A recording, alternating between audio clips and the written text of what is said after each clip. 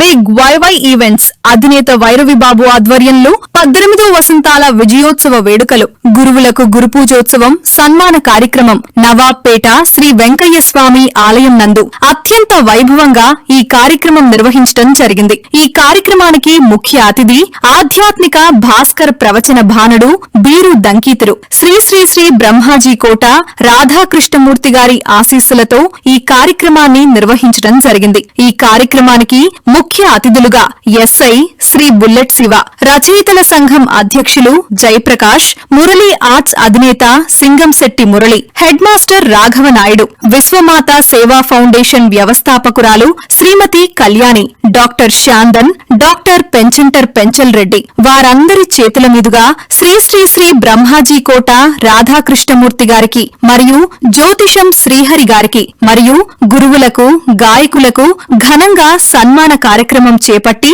అనంతరం శ్రీ శ్రీ శ్రీ బ్రహ్మాజీ కోట రాధాకృష్ణమూర్తి గారు మీడియాతో మాట్లాడారు. బిగ్ వేవ్ ఈవెంట్ 18వ వసంత సందర్భంగా అద్భుతమైనటువంటి కార్యక్రమాన్ని మన వై రవిబాబు నిర్వర్తించడం చాలా సంతోషదాయకం. నేటి ఆధునిక ప్రపంచంలో భజన అనేటటువంటిది నిజమైనటువంటి మనశ్శాంతినిచ్చేటటువంటిది గనక భగవన్ నామాన్ని 10 మందికి పంచుతూ తాము ఆనంద డోలికల్లో ఓడలాడేటువంటి విషయం గనక అట్లాంటి భజన గురువుల్ని మనకన్నా సన్మానిస్తే తద్వారా సమాజానికి ఉపకరిస్తుంది.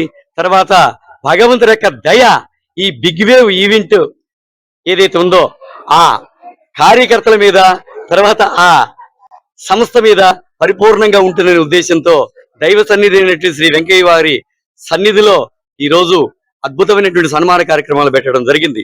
సమాజంలో అనేక రకాలైన సన్మానాలు జరుగుతుంటాయి, అనేక రకాలైన కళాకారులకి సన్మానాలు జరుగుతుంటాయి. కానీ నిజమైనటువంటి సన్మానం ఏది అంటే ఎవరైతే భగవద్భక్తులు ఉంటారో వాళ్ళకి సన్మానం చేయటమే నిజమైనటువంటి సన్మానం కనుక అట్లాంటి నిజమైనటువంటి సన్మాన కార్యక్రమాన్ని వాళ్ళకందరికీ నిర్వర్తిస్తూ తద్వారా సమాజంలో మరింతగా భక్తి భావాలను పెంపొందించేదానికి భజన గురువులకి మరింత ఉత్సాహాన్ని నింపేదానిగా, అద్భుతమైన రీతిలో వాళ్ళు రాణించేదానిగా ఇది ఒక వేదికగా తెలుస్తోంది. కనుక ఆత్మ బంధువులారా, ఇది అద్భుతమైనటువంటి విషయం. భజన భగవంతుడికి సంబంధించినటువంటి భజన, అందువని హిందూ సంస్కృతిలో భజన అనేటటువంటిది మూలం గనక కలో కేశవ కీర్తనాత్, కలియుగంలో కేవలం భజనతోనే అంటే భగవన్ నామంతోనే తరిస్తారు అని శాస్త్రాలు తెలుపుతున్నాయి కనుక అట్లాంటి మహోత్కృష్టమైనటువంటి భజన గురువుల్ని సన్మానించడం ఎంతైనా ఆనందదాయకమైనటువంటి విషయం. కనుక ఇది బిగ్ వేవ్ ఈవెంట్ వారు 18వ వసంతాల సందర్భంగా చేసినటువంటి ఒక మహా గొప్ప కార్యం ఇది. భగవంతుడి యొక్క పరిపూర్ణ దయ వాళ్ళ మీద ఉండాలని పరిపూర్ణంగా ఆశీస్సులు అందిస్తూ శతమానం భవతి. ఓం. ఈరోజు బిగ్ వేవ్ ఈవెంట్ వారి యొక్క సారథ్యంలో రవిబాబు నిర్వహించిన ఈ చక్కటి కార్యక్రమం భజన గురువులకి సత్కారం అనేది చాలా వినూత్నమైన కార్యక్రమం. జనరల్ గా మనం చాలా మందికి సమాధానం చేస్తుంటాం, కానీ ఇలాంటి గురువుల్ని గుర్తించి వారి యొక్క ఆధ్యాత్మిక చింతనను ప్రజలకు పంచడం, వారు చేసే సేవా కార్యక్రమాల్ని మనందరికీ పంచుతూ వారిని గురువుగా భావించి మన రవిబాబు ఈరోజు తన సంస్థ వార్షికోత్సవంలో వీరిని సన్మానించడం అనేది చాలా గొప్ప విషయం.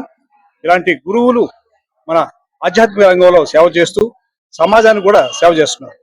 ఒక డాక్టరు ఒక రోగికి ఎలా తన యొక్క సేవలు అందిస్తూ ఆయన్ని బాగు చేస్తాడు, సమాజానికి పట్టిన ఇలాంటి అనారోగ్యాన్ని మన భజన గురువులు వారి యొక్క భజనతో ఆధ్యాత్మిక చింతనతో మన సమాజానికి వారు డాక్టర్లుగా పనిచేస్తున్నారు.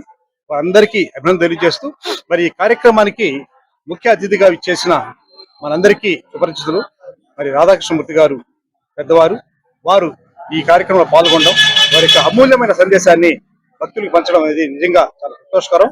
మరి ఈ కార్యక్రమం పాల్పంచుకున్న అతిథులు కావచ్చు, భక్తులు కావచ్చు, అందరికీ మరొకసారి ధన్యవాదాలు తెలియజేస్తూ సెలవు తీసుకుంటాం. Thank you.